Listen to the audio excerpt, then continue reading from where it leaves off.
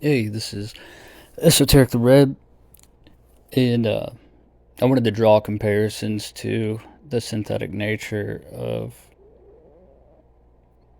AI and its effect on the mind with other supposed, well, not just its effect on the mind, its effect on the environment as well. So you can see things oftentimes in a macrocosmic, microcosmic relationship. And when we look at synthetic materials, right, like plastics, plastics were seen almost as like miraculous, right? Uh, Now we have this abundance of material that won't break down in nature. We have microplastics in our bodies. They've found microplastics in umbilical cords, and just overall plastics have just been awful for the natural world. Um, we all, pretty much everyone, and this is true, has Teflon in their blood from putting it on pans. And so we think, it's this miracle non-stick pan. You know what I mean? But those, they call them forever chemicals. Um, there's another interesting point.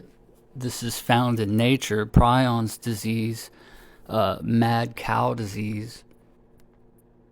Um, there's a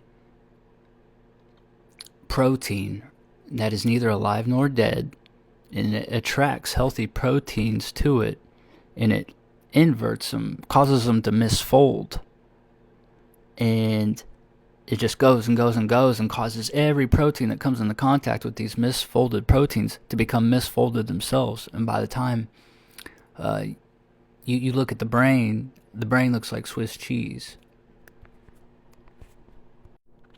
And so we can see when something unnatural is introduced to the body, like Teflon or microplastics or some protein that's neither alive nor dead, it has a really, really unhealthy effect on our bodies. And then looking at a macrocosmic perspective, we can see that these things are also bad for the environment, right? Forever chemicals ruin waters, all kinds of bad things for the environment. And I think maybe, well, not maybe, communicating with a chatbot is kind of like that. Its synthetic nature is no good for the mind.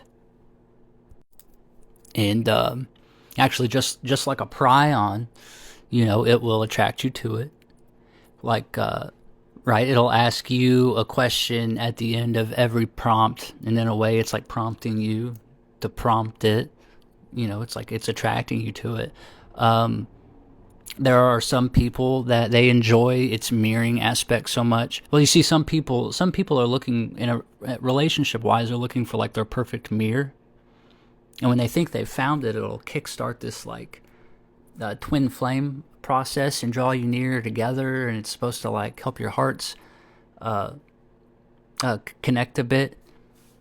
But if the AI is mirroring you in that way, then you're not connecting to anything natural. That's supposed to be a human, and you shouldn't be going through that process with something that isn't.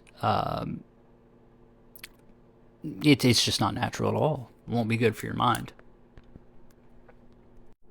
And overall, there's been many instances where even natural things. So like asbestos appears naturally in nature, and it got to where they were weaving it into fabric and stuff like that. And then we found out it was giving people lung cancer and all kinds of stuff, and it wasn't a miracle at all.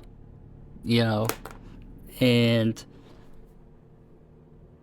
I don't really think that the view that AI will somehow save humanity when it's synthetic. In every single evidence we have of something synthetic, it really doesn't improve much of anything. Even the phones may have improved communication, but I mean, what have they really done other than give you a feed to stare at? or a social media to stare at, or something, for you to compare yourself to others. It's really not helped much. And so I think it's reasonable to draw parallels that synthetics in the environment on a macrocosmic level are no good. Synthetics in your body so far, microcosmic level, have been no good. And I think it's abundantly clear that on the other plane, on the mental plane, it's probably no good for you either.